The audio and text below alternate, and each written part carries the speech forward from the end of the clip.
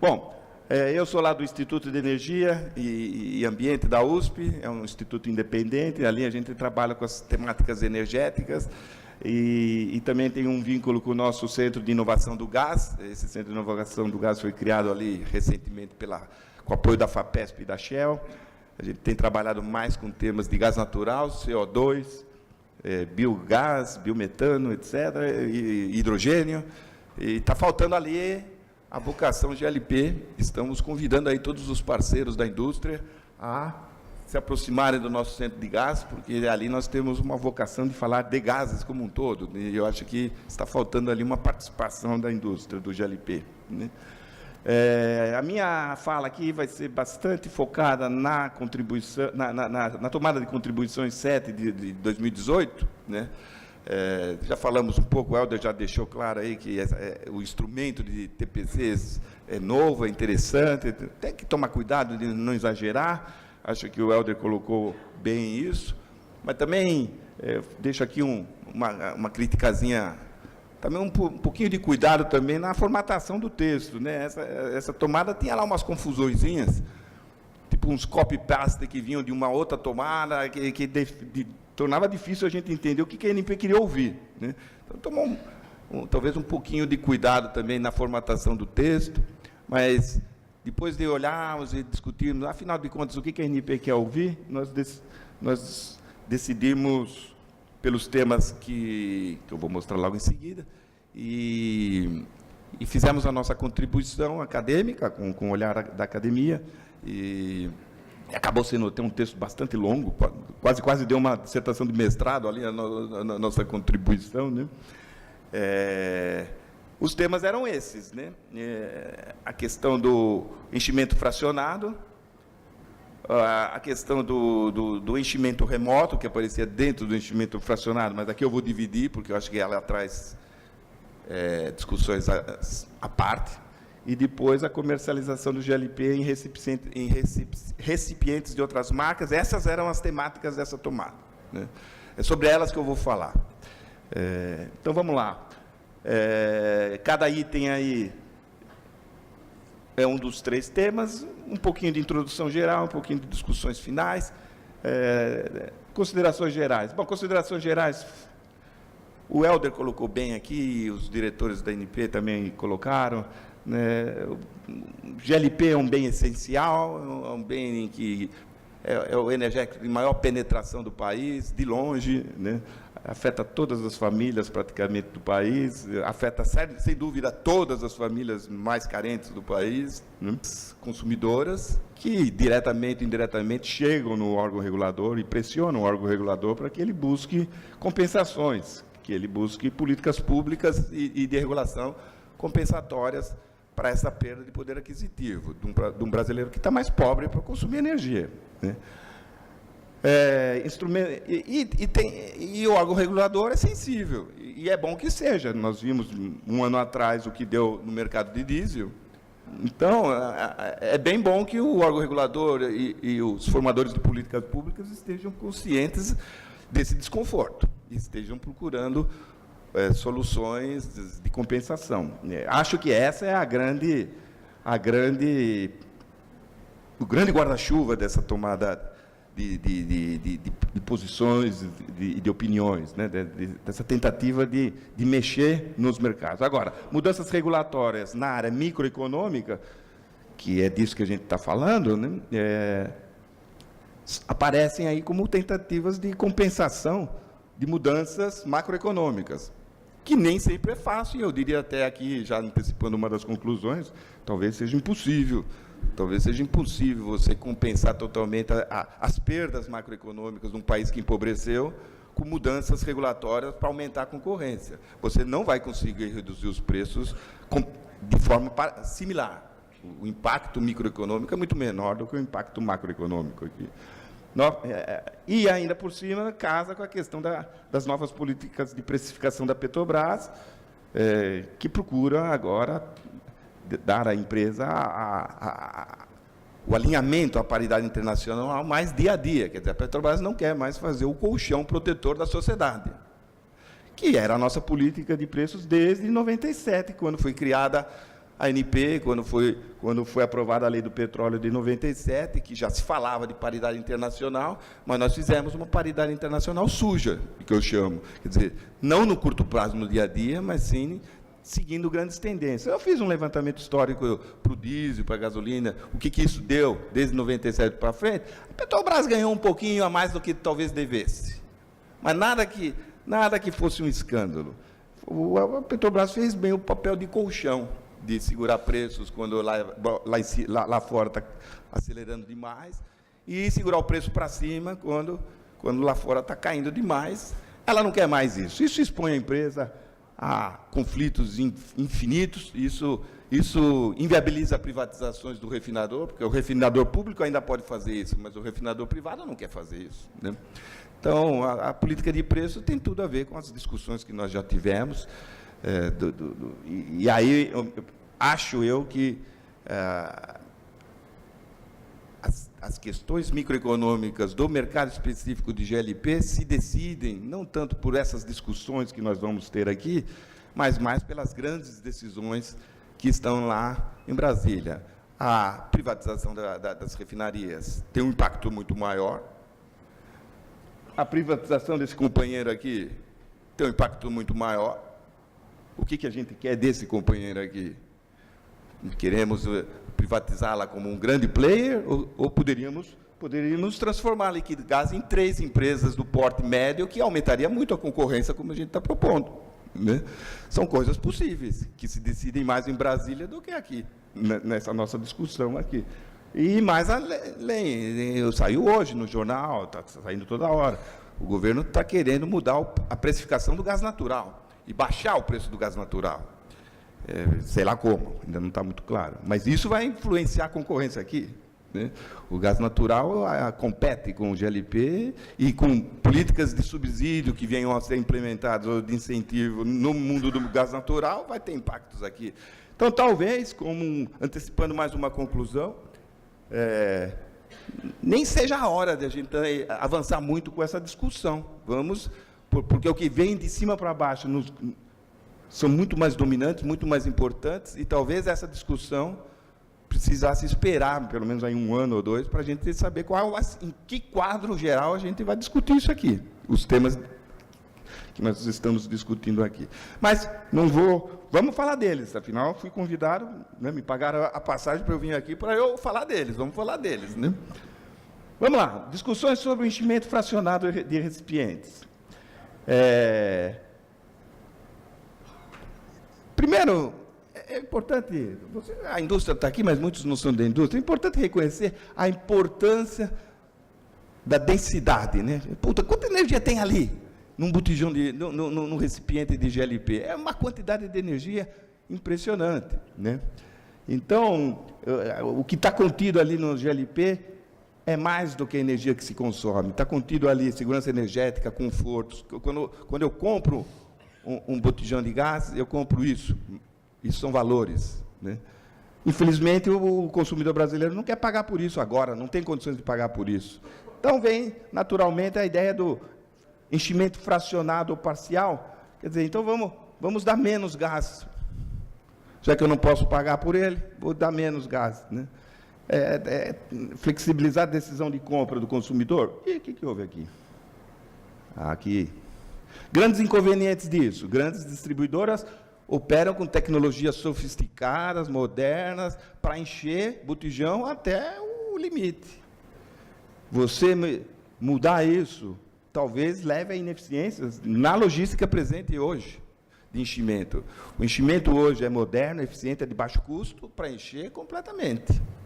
Você vai gerar ineficiências ao obrigar a distribuidora a encher pela metade, ou encher 1/3, você perde as vantagens da modernização que nós tivemos ao longo dos anos, né? Grandes deseconomias de escala no enchimento fracionado, né? Toda a logística que está lá para encher um botijão inteiro vai estar lá para encher pela metade. Tem uma deseconomia de escala enorme nessa brincadeira. Enchimentos fracionados conduzem a utilizações de soluções logísticas muito mais caras, né? Então, será que a gente tem falado competição com eficiência? Aqui eu estou vendo competição com ineficiência. Eu não estou vendo competição com eficiência. Custo do enchimento é baixo, né? Os equipamentos são modernos. Agora, eu pergunto, os custos adicionais que virão com a nova forma de encher botijão, como é que nós vamos controlar isso? Como é que nós vamos controlar a quantidade no botijão? O consumidor vai ter como controlar a quantidade de botijão? Que veio meio, que veio um terço? Quem vai controlar isso? Como é que nós vamos controlar os custos adicionais disso? A ANP vai ter instrumentos para controlar esses custos? Os órgãos de proteção ao consumidor têm condições de controlar esses custos adicionais? Quanto a mais custa por encher metade em vez de ou um terço em vez dele inteiro? É muito difícil isso. Nós estamos perdendo visibilidade. Falamos de transparência, aqui nós estamos perdendo transparência. Custos específicos aumentarão, claro. O que interessa é o custo por quilo entregue. O custo por quilo entregue vai aumentar. Nós vamos entregar menos gás, que por unidade custará mais, para o consumidor mais carente. Bom, para diferentes perfis, eu acho que vale pensar, cilindros de 2, 5, 10, 13, 20, 45, cada consumidor tem o seu perfil. Os mercados por aí, a gente vê que eles se adequam ao seu poder de compra e a estrutura casa com isso. Agora, cada cilindro vai sempre cheio. Faz sentido ter cilindros de 2 quilos, 5 quilos? Tem, faz sentido. Agora, faz sentido ter cilindros de 13 com 7 quilos? Não. Não faz sentido. A estrutura a gente falou de deseconomias de escala.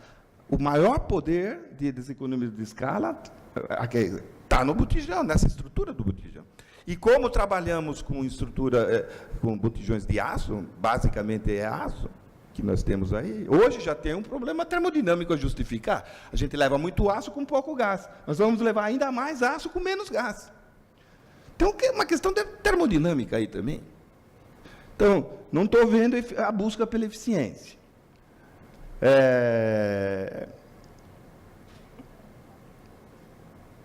Reflexões sobre o enchimento remoto. Aí casa um pouco com essas discussões, mas eu vou separar, porque eu acho que ela traz temas específicos. Parece cativante a ideia de promover aí uma vasta rede de novos agentes, mais competição, mais acesso ao gás para os consumidores, né? Esses novos agentes vão se responsabilizar pelas condições de fracionado, tudo pequena escala. Estamos falando, né, startups, aí vamos falar de startups nesse mundo aí, parece super atrativo, né? Mas será que isso é realmente benéfico para o pequeno consumidor, principalmente aqueles que vivem em regiões isoladas? A pouca experiência que a gente tem aqui no Rio é dramática, mas em São Paulo também. Esses consumidores mais carentes, que estão mais isolados, estão nas mãos de grupos pouco organizados, que nem a ANP, nem a autoridade pública de nenhum nível se dá muito trabalho de agir ali, porque é perigoso. Será que com essa estrutura nós não estamos, na verdade, aumentando a competitividade desse segmento desorganizado? Aparentemente isso seria inspirações de experiências africanas, europeias? Tem casos na África. Na Europa só tem casos no mercado veicular, porque na Europa há a tradição do self-service. Então, há uma tradição de encher o veículo da GLP com self-service, mas aqueles trailers que entram no posto, eles não podem encher o botijãozinho de gás do trailer self-service. Então, cuidado, dizer, o carro parece ter um nível de segurança que o botijão não tem. Enchimento remoto, limitações. Há de se enfatizar que enchimentos excessivos desses cilindros é muito, muito inseguro. Então, isso não pode ser feito por qualquer um. Quantas vezes... Eu morei na Europa, eu estudei na França, quantas vezes eu derrubei gasolina ali, porque aquele negócio não é fácil. Isso gasolina, que é muito mais controlável do que o GLP. Então, enchimentos excessivos são muito, muito perigosos. Em mercados maduros, bem regulamentados, prevalece a regra de que recarregar cilindros de GLP não é um negócio que pode fazer do it yourself. Não cabe muito aí o self-service. E somente técnicos treinados devem participar dessas operações. Mas aqui eu estou fazendo uma confusão com esses slides aqui. Então, a pergunta, é boa a nossa capacitação de recursos humanos? Quanto mais isolado, quanto mais precário, quanto mais atendendo as comunidades de baixa renda, menos é a capacitação de recursos humanos em tudo. Pontos de revenda de combustíveis, a gente vê, postos de gasolinas de qualidade precárias, frentistas de treinamentos precários. É essa turma que a gente acha que vai trabalhar com a recarga de cilindros de GLP. A ANP tem condições de garantir que os novos agentes terão trabalhos de requalificação profissional. Acho que o Aragão vai falar um pouco dessas questões. Será que a ANP está pensando junto todo um programa de recursos humanos, de manutenção da mão de obra? Porque precisa. E esses técnicos treinados terão o devido empoderamento? Porque quando eles se depararem com um cilindro trazido ali por uma mãe de família que vai dizer, eu preciso fazer o feijão que as crianças precisam para a escola e acabou. Mas aquele botijão não dá para carregar. Ele não está em condições para carregar. Aquele frentista estará empoderado para dizer, este eu não carrego. Este eu não posso carregar. E ouvir a choradeira da mãe, ouvir a choradeira da confusão que vai ser ali na frente, e vai vir, e a Globo vai pousar ali, e a gente sabe o que vai acontecer, aí vão ter que chamar o Bandeira, e lá vai o Bandeira ter que entrar nessa confusão danada. Nós estamos pensando nisso, porque isso vai acontecer.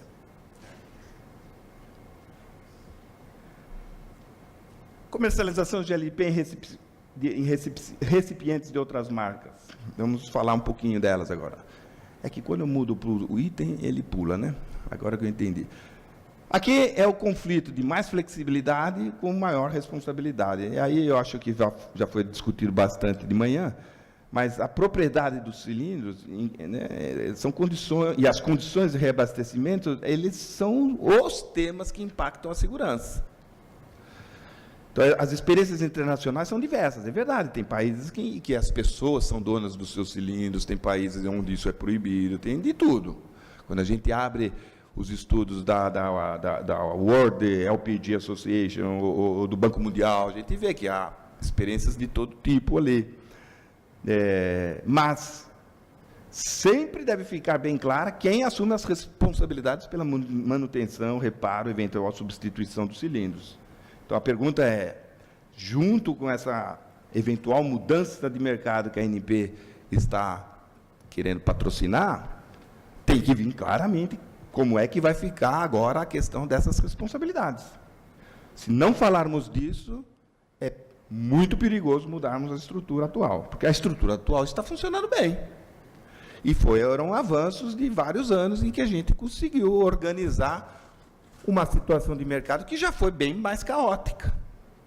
Desde a lei do petróleo, eu acompanhei bastante, o professor Guilherme Moreira, que era nosso professor lá do Instituto, foi um dos...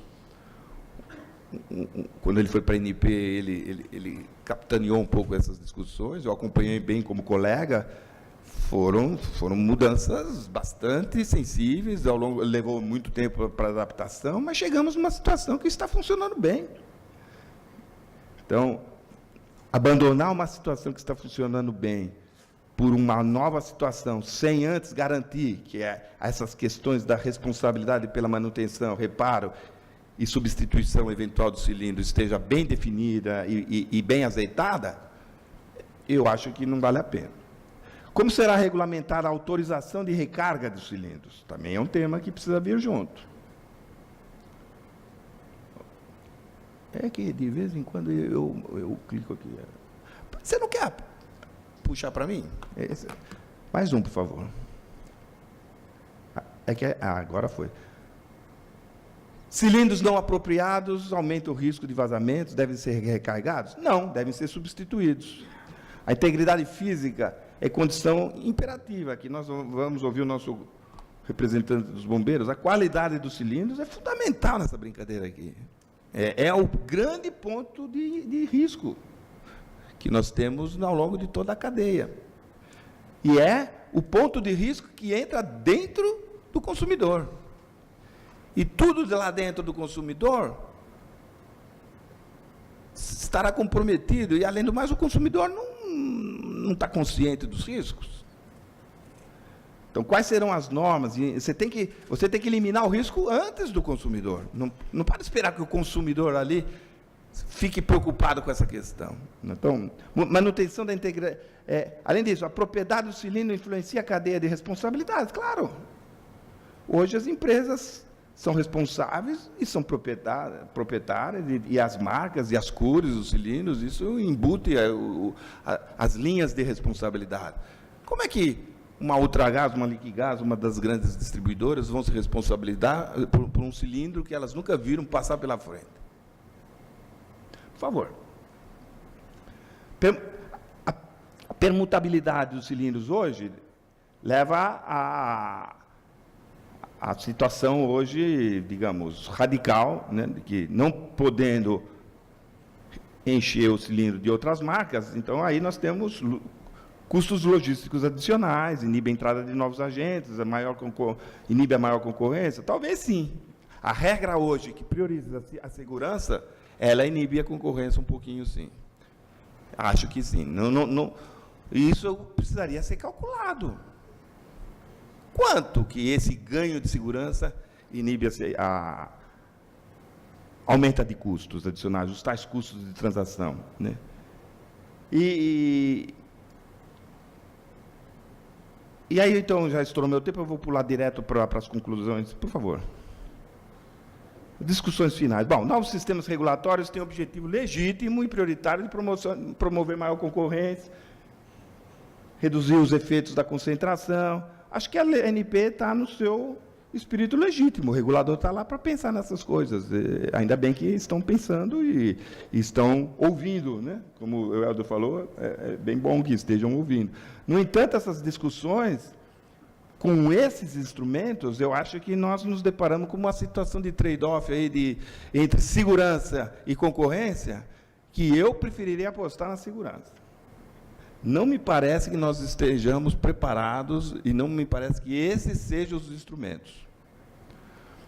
Se a questão da concorrência nesse segmento é muito importante para a autoridade pública, para o regulador, então vamos discutir sobre esses temas aqui, sobre a privatização de um agente maior, sobre a privatização das refinarias. É ali que a gente pode, eventualmente, mudar a regra do jogo hoje. Esses instrumentos aqui me parecem desaconselháveis nesse momento, né? E tem mais um slide, eu acho que é o último.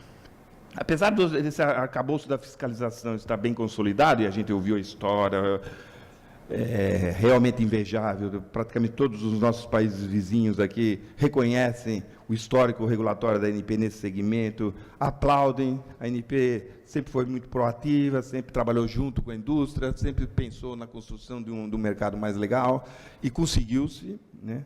Mas os consumidores mais carentes, e que são aqueles que a gente quer beneficiar com essas mudanças, eles estão sujeitos a grandes ilegalidades. Hoje estão sujeitos a grandes ilegalidades.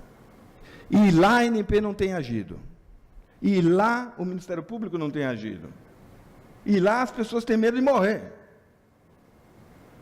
E essas mudanças que nós estamos propondo aqui, se não forem bem azeitadas, e estão me parecendo um pouco precipitadas, elas vão incentivar aquela ilegalidade que já está presente e que afeta justamente aqueles que a gente quer beneficiar mais. E, portanto, eu acho que a minha última frase aqui tem mais último slide na última frase, por favor. Pensem, eu vou pular esse slide, o anterior, porque eu acho que tem a minha conclusão mais. Vamos pensar, perdas de confiança, tudo isso, se começar a gerar problemas de insegurança, problemas de percepção de risco crescente, problemas de maior ilegalidade, essas coisas, isso vai levar ao quê? Isso vai levar a uma perda de confiança nesse segmento. E a perda de confiança nesse segmento é muito ruim para o setor, é muito ruim para as empresas, é muito ruim para o regulador, e pior ainda, é muito ruim para o país, porque, voltando à minha primeira frase, esse é o energético que tem o maior poder social do país. Então, a perda de confiança nesse segmento energético afeta muito mais descaradamente os mais pobres. Veja que eu falei, o Estado de São Paulo é 30% do PIB nacional, mas é só 25% do consumo de GLP. Quer dizer, o país mais pobre, os estados mais pobres precisam do GLP. O GLP é o energético de universalização e de inserção social. Então, a perda de confiança nesse segmento afeta muito dramaticamente justamente aqueles que hoje nós estamos pensando em defender e trazer o energético mais barato para eles. Essa é a minha fala. Obrigado.